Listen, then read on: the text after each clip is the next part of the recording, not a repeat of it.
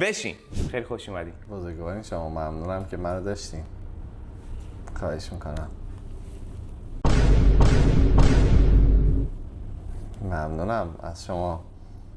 الان بخورم؟ میتونی. میخورم.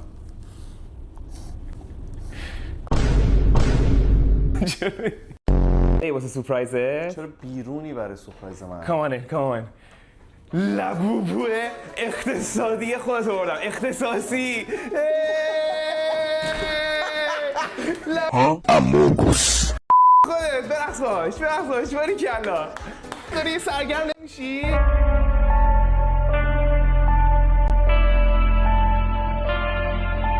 بشین نکن مگه داری ماهی میگی؟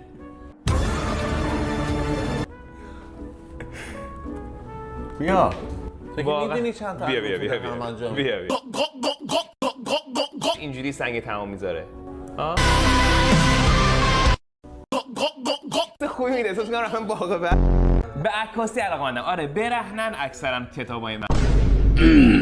فکر کنم ایتالیایی طراحی کرده، معروفه خیلی. بعد بالاش که میزنی چراغش روشن میشه، میبینی؟ اوکی. این گلدونمه، یه خانم گلدون ساز خیلی معتبر توی نیویورک با دست ساخت برام اینو. تموم شد. خیلی تاثیرگذار بود. منو از سال اولی که اومدیم کانادا داریم. تقریبا فکر کنم ولاگای اولو بریم که اومدیم ونکوور، یکی از اولین چیزایی که خریدیم این بود. من چه کارم؟ مستقیم برم سر گوشت دیگه. نه میتونی چیزای دیگه هم بخوری.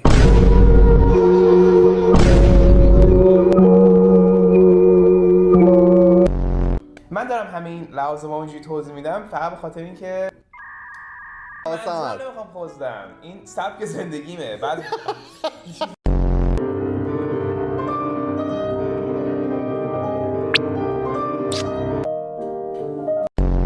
این منم با داییام. دایی امیدم داریم. آره دیدی. آقا سیامک چرا ترسیدی؟ آره